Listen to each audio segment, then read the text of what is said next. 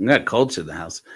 So let me Joe. say one thing real quick. It's not the only reason why I came on, but apparently, with your connection to Peru, in Peru, prophets can't see around coroners. Korihor. Sad. There was so much death and destruction. He had to come to America. Your stake president friend. Oh man.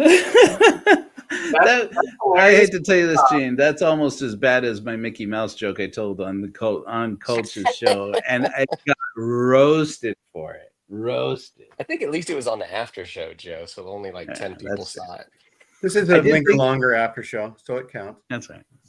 Oh man, no, it's what the dad jokes Megan says. Yeah, but it's like, yeah, I'm grateful to have thought several times over the course of the last week. That was the after show. The after show. Who knows what happens if Ward Radio ever got hold of one of Culture's after shows? I mean, if they want to pay, they can. You're like, I got the it's goods. Only $2. Am I gonna have to pay you to not give Cardinellis any access to me talking about how the MTC has got more penises than you expect? Oh man, the tree of life traumatized me. Right? We had another thing I was thinking, Joe, as you were sermonizing and just observing how you just go about your daily life. There are a few of my Mormon friends that I respect and revere, and I think they're awesome, mostly because they're awesome Christians, right? They to me, the gospel of love trumps the gospel of obedience. Now, I have some friends where they wear two hats and they switch them depending on what they want to do as far as that goes. But I was thinking that I know a couple people in Salt Lake City who are such good Christians that I wonder if they could support you in the activities that you do, feeding the homeless, providing blankets and stuff like that, and see if they can, bite their bullet or whatever and join up with the Church of Korihor to do some good in the community. And I wonder what that experience would do for them. It's like, that'd be great. This church help me do blankets and pizza. No, okay, hey, Korihor, help me do blankets and pizza. And there's Joe. Yeah. See if any of them have money enough to buy a church, because we could buy some churches. We could save some lives out here. But you need a church and a van, and we'll say money. Yeah, to pay church leaders and to pay van drivers. Mm-hmm. And to pay for advertising, because once we can get advertising off the ground, we'll generate more as we go. So it'll be good. I mean, but things are going actually better than I had anticipated. I really had anticipated a lot more failure than we've experienced so far. So yeah, things are progressing when it comes to that. But yeah, no, I mean, look, Christians who are real Christians, well, Christians as we judge Christians, which who put us in charge, are some of the best people I know. So it's like, are we going to turn away their help? It's like I told Steve Pinecker more than once. I'm like, I don't like hardly any teachings of Jesus. I'm just not a Jesus person. As a matter of fact, I got called an antichrist today on a Mormon's page, and I was like, yes. Nice, Joe. That's good. Thank you. I'm working on it. But I told him, I said, the one teaching of Jesus I really get into is, and he said, he who is not against us is on our part. I'm like, there you go. That's something me and Jesus can get down about. This is me and Jesus out here with the bridge building and the tent expanding. So yeah. No, this guy had posted. I went to post the link to the Godless Sermon on my Facebook, and I always wind up searching Korihor just to get to it faster. And this post came up and said, I can't believe all these antichrists. And it's a mutual friend of ours, Gene, that said this. And it's like all the antichrists in the Book of Mormon are all about this. I don't know how well you know this person. But I was like, look, and he said, and then Korihor said, this. And I was reading it, and I'm like, well, that's not what Korihor exactly said, but he gets the gist of it. The gist of it is true. And so I had commented in the midst of all these Mormons commenting on this guy's post and said, well, but Korihor was right. When this mutual friend of ours looks at my page, he may wind up contacting Eugene going, who is this guy? And he's like, well, it sounds to me, he's like, right about what? And I said, well, like that no child is guilty of their parents' crimes. I mean, that's a pretty non-controversial thing. And it's pretty core to the gospel, is basically programming everybody to believe you're born with a deficit and you got to pay this debt. You got to pay this debt off before you die. And I'm like, and so he says, well, it sounds like you're very anti-Christ. And I said, thank you. I said, but why exactly? I haven't I haven't checked to see if he responded yet. But I'll tell you, I don't know how you guys feel about this. You guys tell me, okay? I've recently, right now, right now they have at Zion Media. You guys been following Zion Media since Coach and I did the deep dive into their Discord? They invited me on their show, Joe. Did they really? I kind of got a soft. I was watching Steve Pineker's live he does on Friday. Mm-hmm. And it's a mix of people who were in there. You got Mormons, you got some ex-Mormons, you got some kooky Mormons, and evangelicals. One of the guys from Zion Media, Trevor, maybe is his name? Trevor Keys. Yeah. He was like, Coach, you should come on sometime. I'm like, yeah, you should do it. Never say it. What would I talk to them about? Like, who cares? It'll be fun just to do it. Well, they're all about. They have a used Tesla 3. Apparently, one of them doesn't want. Probably Shane Baldwin. And they're talking. They've been saying for months that they'll give this Tesla away to somebody who can connect them to the Davidic servant or one of the 3 Nephites, like the actual living person. And so they've had people coming on their show saying, yeah, I'm the Davidic servant. Can I get that Tesla? and they wind up interviewing them, then deciding you're not the Davidic servant. Get out of here. Well, isn't it Midiga? Isn't Midiga supposed to be the Davidic servant? That's what everybody said. That's what I said for long. And then he came out and said he wasn't the Davidic servant, but he is like a Davidic servant. Yeah. Okay. Well, they're claiming they're going to give it away to the person who can connect them to it. Okay. You don't have to be the Davidic servant. Right. Just connect them. Yeah, it's like, well, what gift are you going to give to the Davidic servant? But see, this is what I'm saying though. I'm like looking at him like Davidic servant. What about the Antichrist? And I'm like, isn't this whole apocalyptic thing supposed to be all based around the Antichrist, the coming of the Antichrist? So that's when I thought, maybe that's my angle to start getting some earned media in the news and stuff. Is I'm just going to go around to these people and say, I figured it out. Screw the Davidic servant. You want the Antichrist. And this is him right here.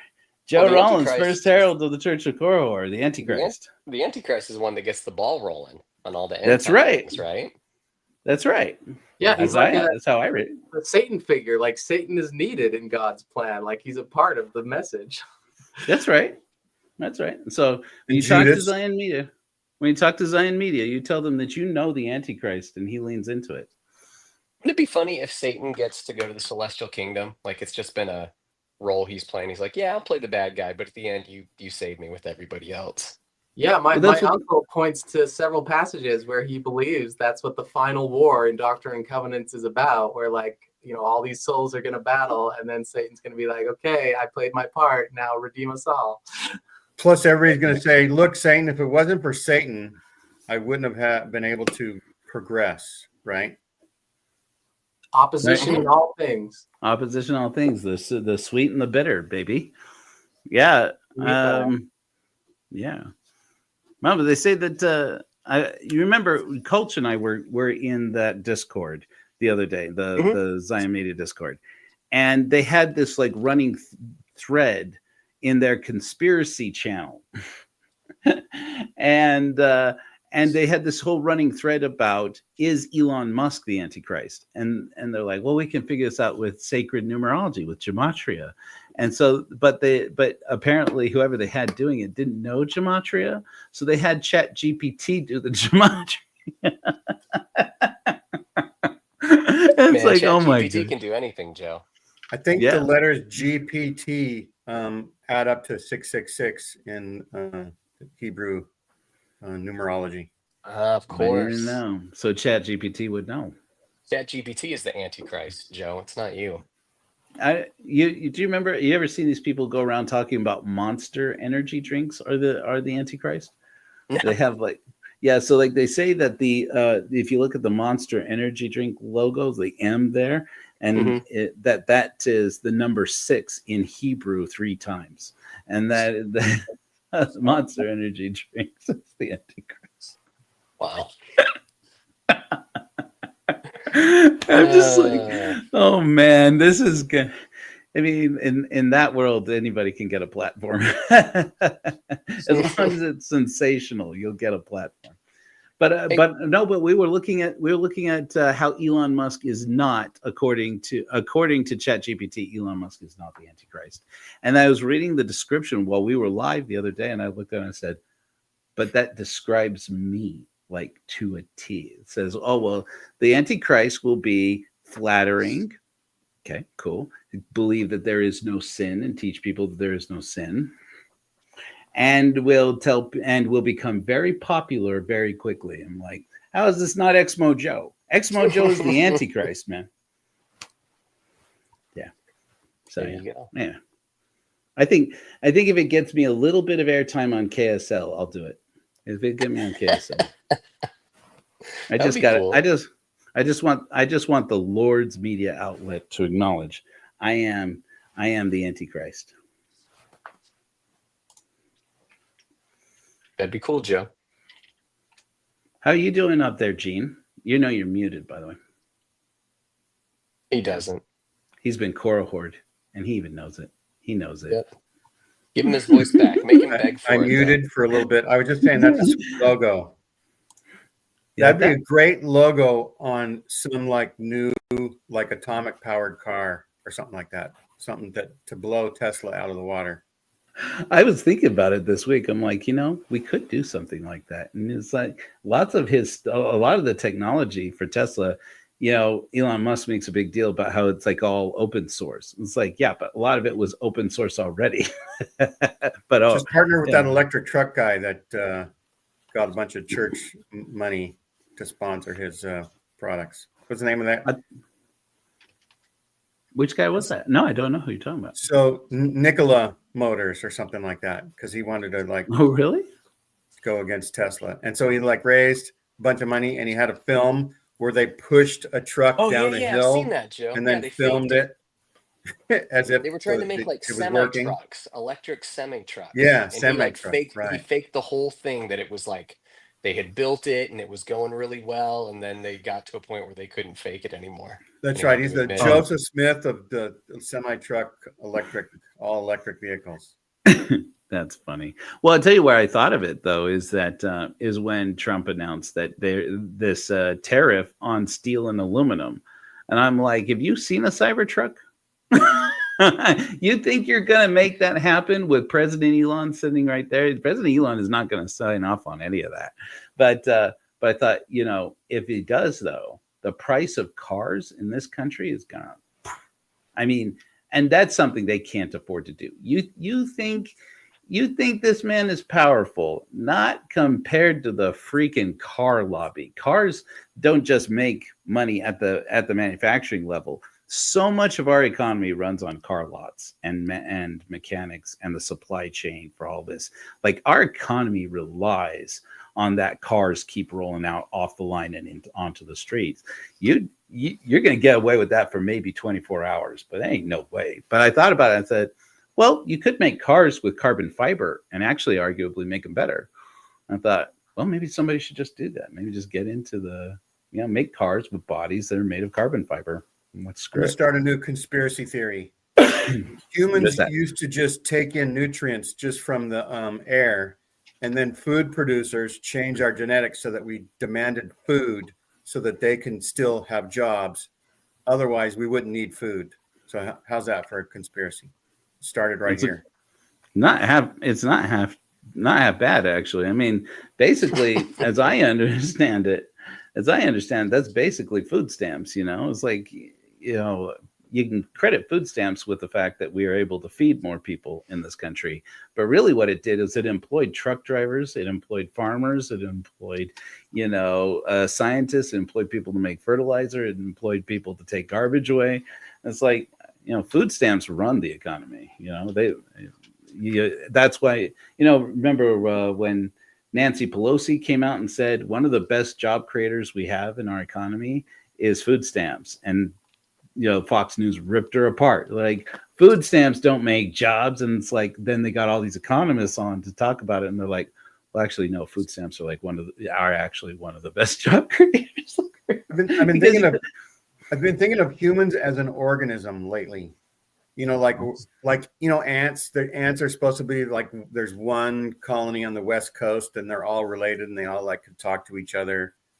And so it's sort of like the root system of some tree, and mushrooms, can do this similar thing. But I was thinking, like, if an alien super race, whatever, came to the Earth, they wouldn't think of humans as very much more than ants, right? But they would be amazed. They'd be like, look, these ants are driving these little things and they break down. And then another human comes and picks it up and they crash on the road, and some more people come and clean it up. And we got all these interactions where humans as an organism are doing all kinds of things. People get sick, so they have hospitals. People, need jobs, so they create food stamp system, right? Whatever. Yeah. And just as an organism, we're doing a pretty amazing job. I think aliens would be kind of impressed. They'd be like, hey, everybody, let's study these guys. But first we have to dig right into their backside. Sweet. Anybody want a bagel? Oh, God. Because that's where you start, right? You were doing so well. But I am impressed with just humans as an organism. And I've been telling people like the theists all think that there's no morality without God, right? Yeah, you got to have God. Like, morality has been like 80,000 years older than any God, right? We exist because 80,000 years ago, people were nice to each other in clans, and that was genetically positive. If you messed around, you'd get kicked out and you couldn't survive on your own. If you obeyed the rules in your group, you could maybe get a mate and maybe pass your genes along, and you survive. And so Yep. Yeah. So it's okay. I was going to make a comment earlier about was that because you've been watching The Last of Us? The Last of Us. I can't wait for the prequel, The First of Us, to come out. That'll be after.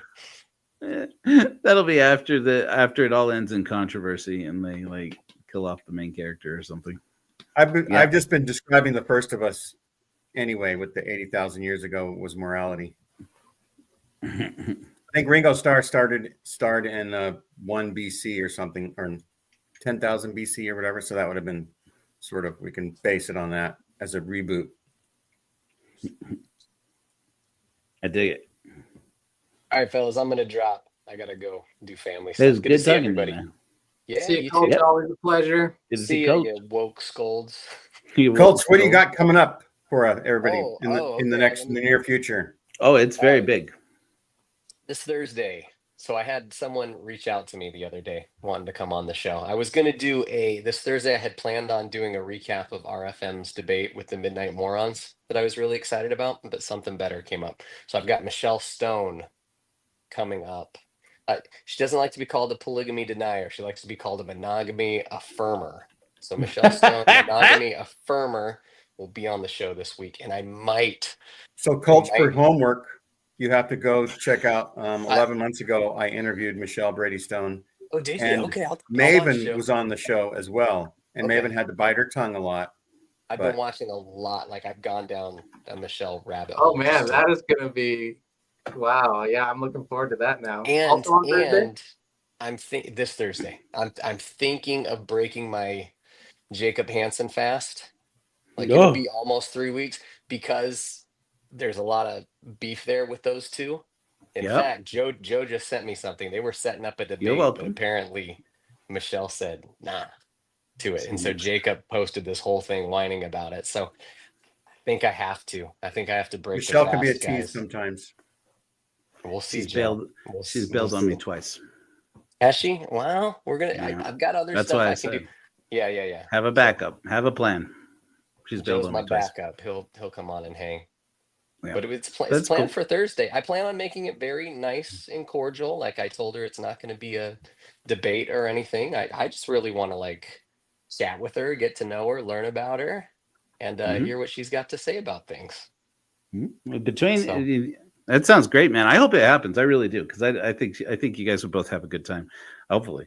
But between her and Zion Media, if you do have contact with them, talk about polygamy. Tell them Joe Rollins is still out there looking for somebody who wants to debate with him. I'm putting it out there. I'll debate in defense of Joseph Smith created Mormon polygamy. I've got it. I've got to go watch your Folks, we have to do a show about your channel soon. Sure, Gene. I mean, it's not much to talk about. It's just this. It doesn't matter. Just so that it's I only get to like call one you of the most Fletch popular a couple times. That's all I care about. I wouldn't say that. You know what? It's one of the most fastest growing podcasts in the space, man. I can't tell if it's the name change, but like my views have dropped. Like really? Maybe it's just the last 2 weeks have been kind of off topic. You should have just renamed it Hall. Maybe, I don't know. I mean, I still kept the name. Like the actual name is @cultural_hall. I didn't change that. I just changed up. Oh, really? Cultural Hall to Culture. Oh, okay. So I don't know. I don't know. I think it's because 2 weeks ago I had my band on, and maybe people weren't really interested in that, so I don't blame them. And then we had the birthday bash, which I thought people would enjoy, but not many people watch that, so I don't know. Maybe it's just me. Yeah. Maybe this Michelle stuff will get things back up. I blame Bill Reel and RFM on everything. That's my newest thing, because like there's been a couple of times where like my live numbers were really bad. Oh, well, you go up against. What did I do? And yeah, that's what's always like. You go live up against Mormon Discussions, right? I'm like, oh shit, am I really? every once in a while, I'll do a Wednesday night show because if I have a guest that can't do Thursday, and I purposely try to bump it as late as possible, so hopefully I catch. People ending there will come over, or there's maybe a little bit of overlap. I think the 6 p.m. Eastern time space should be wide open for doing the live shows. If you think about it, 6 p.m., you get the 4 and 5 p.m. after work crowd for the Central and the Mountain times. And then you get the people like me that don't have a job that can watch at 3 p.m. on the West Coast. See, for me, Gene, I have to wait until the Kolch household goes to sleep. That's right. And so I usually will not start until just start setting the clocks 9:30. Like Kolch daylight time. And they'll say, "But Dad, it's still light outside." No, look at the clock. No, it says it's time to go. I don't know if my kid will go for that, Gene. He's pretty smart. He's on that. So I'll tell you, ASD spectrum. Coming up probably in a month on my channel is a former mission president is going to talk about his experience as a mission president during COVID. That'll be interesting. That's cool. Maybe that would be interesting. Hey, has John DeLune ever had a former mission president? And I'm like, probably not. I don't know. We'll see what happens. There you go. That's I tell you, I am desperate to get my mission president on the show. I would love to interview him because I'm like, I'd love to get his take on this. And Kendall has 20 shows planned for a collab. Me and Kendall are going to figure something else to do. Yeah, I have lots of ideas. Yeah, we need to make stuff happen.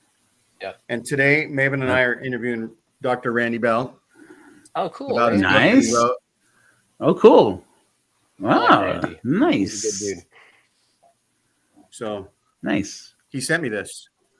Look at this. It's a paperback, but it has like a cover, inside cover, so you could still have the dust cover. So it could dual as where you are in the book. Oh, bookmark. I thought you were going to say so that you can still write a dedication in the flap, and then the person doesn't have to look at it. I remember Steve Pinecker talking about how he gets books sent to him all the time, and I did my show for like maybe 9 months before I got my first book, and it was a surprise book. I just said, "Hey, Matt Harris, come on our show and talk about Second Class Saints." And he goes, "Oh, send me your email and I'll have my publisher send you a copy." That's pretty cool.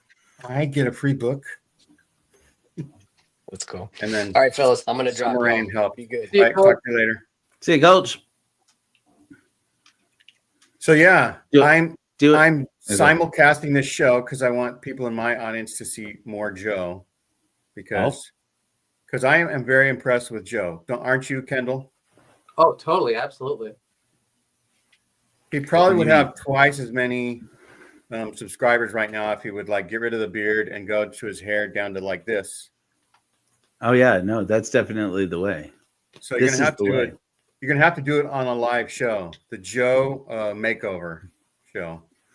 I will shave off my beard just to show all you people how badly you are going to miss the beard.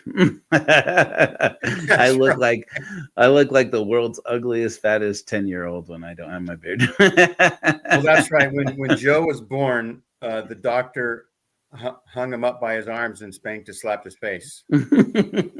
or the other way is like slap the mother. Yeah,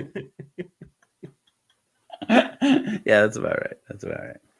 So this person is a Justin, is a mutual friend of ours. I don't know how many of your friends are actual friends. Right? He looks like I don't think he's Exmo, but he's definitely on the Progmo side. But definitely Christian. But yeah, that's this person basically called me an Antichrist, and I'm into it right now. That's right. And I just tell all my promo friends, right? The either progressive Mormons or pro-Mormon friends, is like, hey, only Russell Nelson could create 17 million ex-Mormons overnight.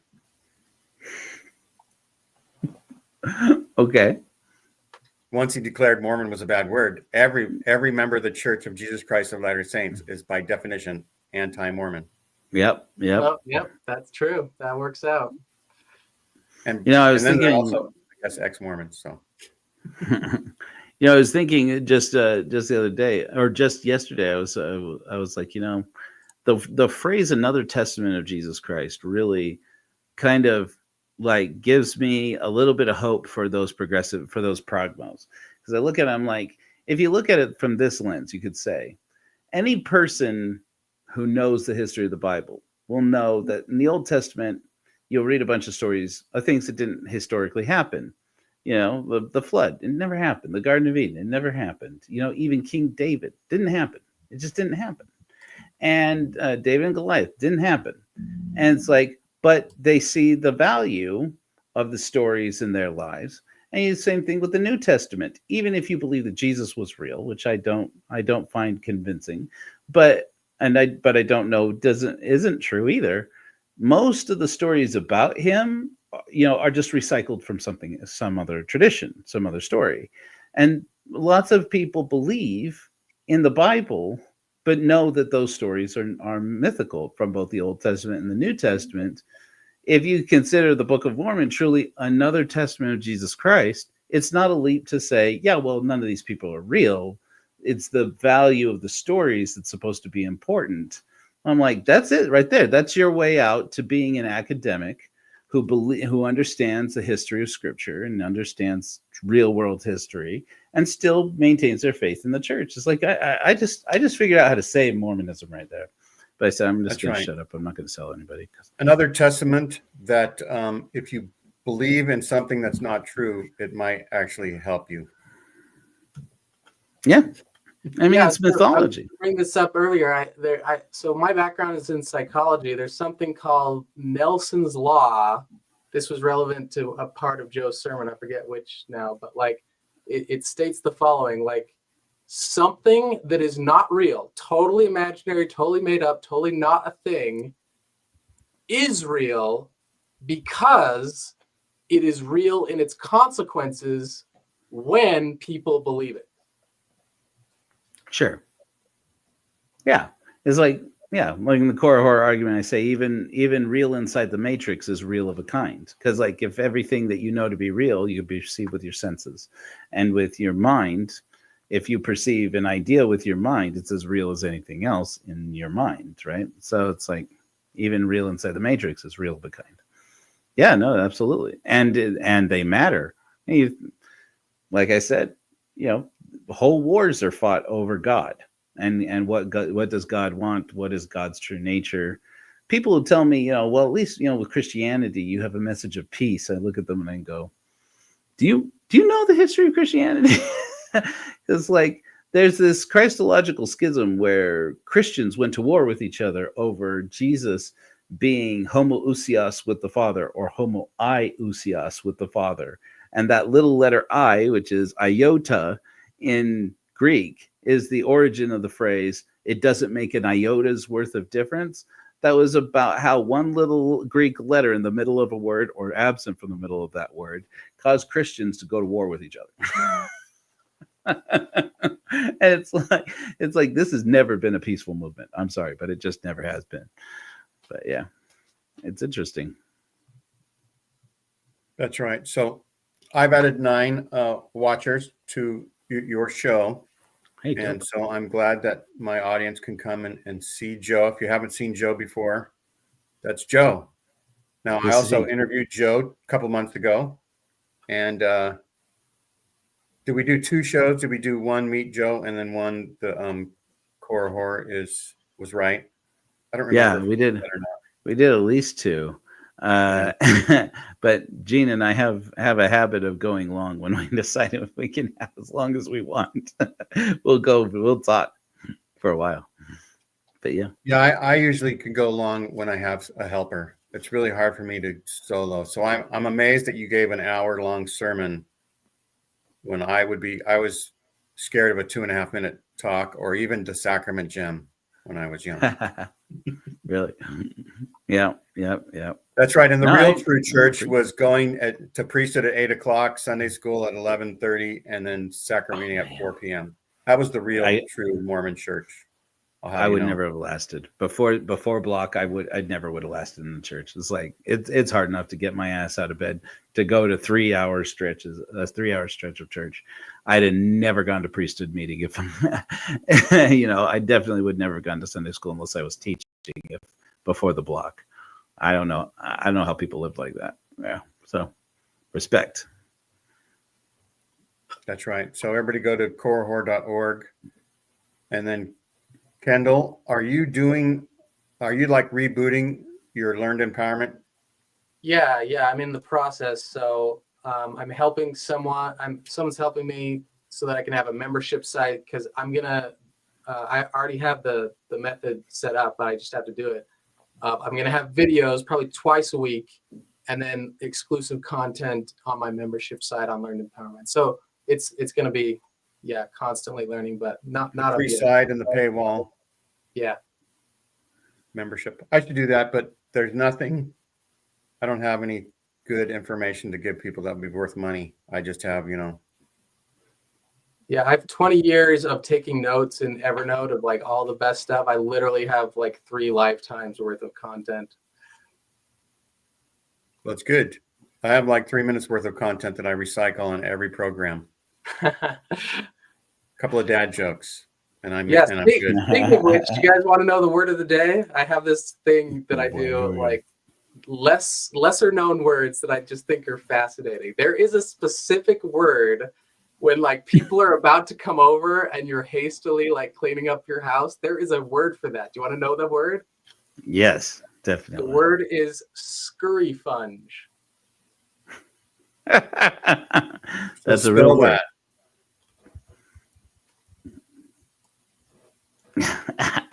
SCURRY what? SCURRYFUNGE. FUNGE. I just put it in the chat. So I'll put it in there as well as you did it. Too hastily. Apparently, there only has ever been scurry funging going on at our house. It's like we don't clean unless another human being's coming over. Apparently, I heard Trevor Noah. I don't know if you've seen this as a meme that Trevor Noah was talking about in Trinidad and Tobago. they have a word. I think it was Trinidad and Tobago. They have a word for just sitting and being. I forget what it was called. Oh, tell me, I must collect this word. Right? And it's just like, just sit there and just be. Trevor Noah.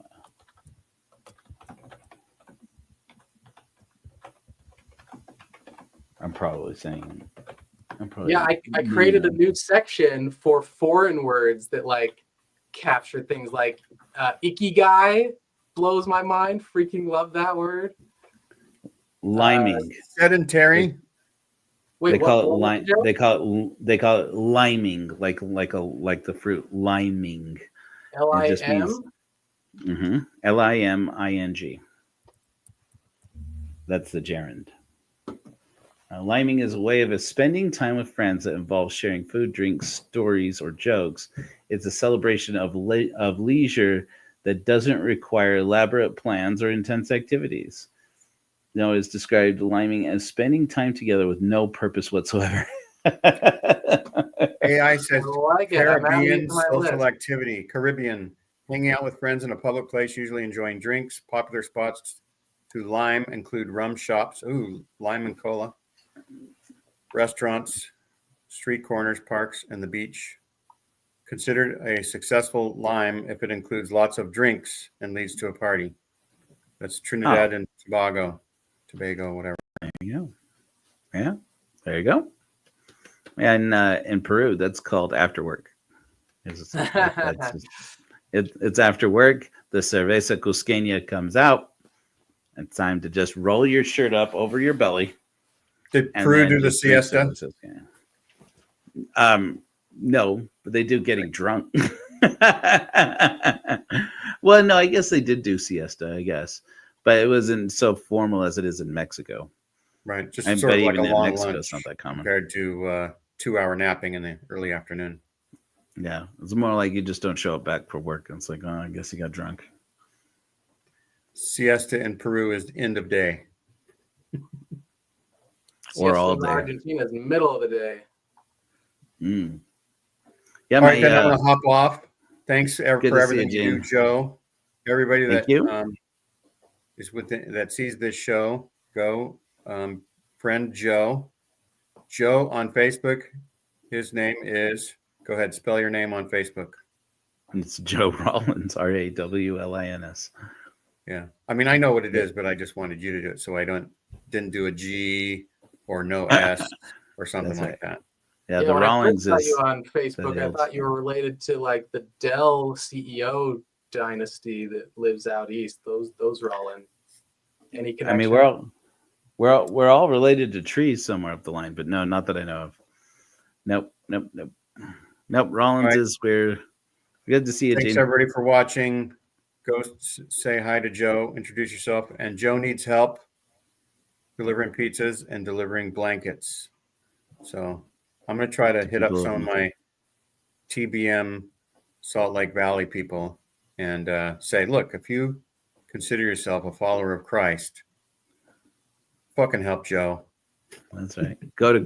I might say go to Korihor.org. You can say go to fucking Korihor.org, but I don't, have you undo it. But yeah, Korihor.org, there's a link right at the top of the page when people get there. There's a link to join as a contributor. There's also a link to donate to our causes. And right there's where you're going to find the links to donate to our missions. So yeah. Yep. And we got 2 weeks left on Rapture 2025. We're at about $400 so far donated out of our $4,000 goal. And I'm pretty concerned we're not going to make it. So thanks everybody for watching. Like, subscribe, and share. Share Joe's channel. Share Joe's website with all your friends. And we'll see you next time. Thanks, Gene. Yeah. You're a treasure. Thanks. Bye.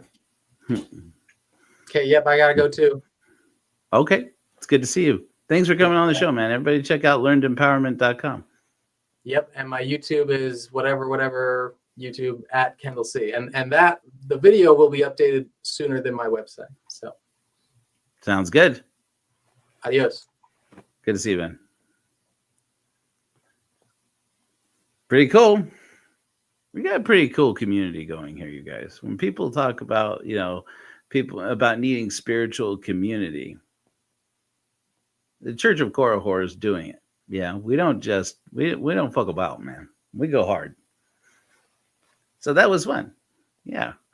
I should probably check on the kids and see if people are eating upstairs. But yeah, this was good. I was concerned that I hadn't prepared enough material for this morning's sermon, but appears that it worked out well. But like I said, I got like halfway through, preparing a rant about Russian interference into our political system and what the significance of that was before I realized this has nothing to do with what we're doing. And I was like, never mind, I bail. So it's like late last night. I was like, you know what? I'm going to start over. And so that's when I said, really what I want to talk about is this. Because like I had been listening to recently, there's been a lot of controversy surrounding Sam Harris. And it's like, man, this has been like going on so long with especially like the CJ Whirlman and the Glenn Greenwald thing. And I started looking into, Glenn Greenwald. People think of Glenn Greenwald as this woke super journalist, because he, basically helped crack open WikiLeaks and these all of this stuff exposing what was really going on in the war in Iraq. And it's like, okay, yes, he did a lot of that. But then he also started into, I'm not 100% certain how he got into attacking both Sam Harris and the and atheism, new atheism as a whole. Apart from that, it must have just offended him. It mainly offended him. He got offended on behalf of people he knew who were religious, and which Glenn Greenwald, as far as I know, is himself not. As far as I know, he's a non-practicing Jew. I don't know, but he leans into Sam Harris as being a Jew, and I'm like, whoa, where? I mean, you don't have to come at it from the anti-Semitic angle there, Mr. Left, Mr. Super journalist, super Democrat guy. It's like, you don't have to come at it like that. You leave that out. You know for a fact that Sam Harris, yes, raised in a Jewish household, is not a practicing Jew. And neither are you, as far as I know, unless I'm wrong. And there's no reason for anybody to be going after each other. But he wants to accuse Sam of being an Islamophobe, which, I mean, we then you have to get into what does this word mean, and it's like, there's just not a consistent enough standard for what constitutes, Islamophobe, it's just a heck of a lot easier to do in any other place that phobe gets applied. Homophobe's pretty easy. I think that's pretty easy to nail down. Transphobes, it's pretty easy to show what is and isn't. Islamophobes is like, yeah, there are people who are just terrified of Muslims, but it's like, and prejudiced against them, and those people suck, man. Yeah, let's call all of them out. But to say, well, I don't believe in God, and that makes you an Islamophobe, or I think that there's a difference between the level of harm caused by Jainism than the level of harm that could be caused by jihadism. It's like you can't even, and it's like when even that makes you the enemy. Well, can we even have a conversation about anything anymore? I mean, so that's where we start to expose this controversy inside of atheism. And the new atheist movement, where it's like, well, then they come back at us with gender identity versus gender expression versus biological sex, matters. That's like, this is settled. We don't even have to have a conversation about this. You could just Google it and you'll settle all your questions. And they don't have questions. They have beliefs. And it's like, that's when I said, that's the real crisis right there. We have to talk about this, about how in atheism, inside the new atheism expansion of godless people, there are some people who came to the conclusion that God is BS, and stopped. We're not willing to challenge any other convention of their life. And we need to be able to not walk away from atheism, whatever that is. I've never been really passionate as an atheist, you know. It's like I'll tell people I'm an atheist, and I'm passionate about, you know, believing other things than God. But the label itself, it's just like Sam Harris said in that in his talk at Skepticon all those years ago. I want to say it was 2008, where he said, you know, it's like every time we go by the label atheist, it's like we walked up to the chalk outline at a crime scene and laid down in it. It's like, yeah, I do kind of feel that way. And most atheists I know kind of feel that way. But yeah, but it's, you know, how do we do with navigating the toxicity inside of this movement where nobody's the leader? Nobody can call anybody out and say, hey, that's not the way we're not doing that. That's not what this movement's about. They all want to call us out and say, no, what you're talking about isn't what this is about. It's like, well, it's not like a church. It's not like a religion. Nobody started it with a mission of what it's supposed to be. It just kind of happened. So anyways, I've had a good time. I hope you guys have had a good time too. That's a quote from my friend Jen Murray, who's my favorite watch along. You guys should check out Jen Murray. She's got a great channel. I've been supporting her channel for years. But I do got to go check on these kids. I love your faces. I hope you guys have a great second Saturday.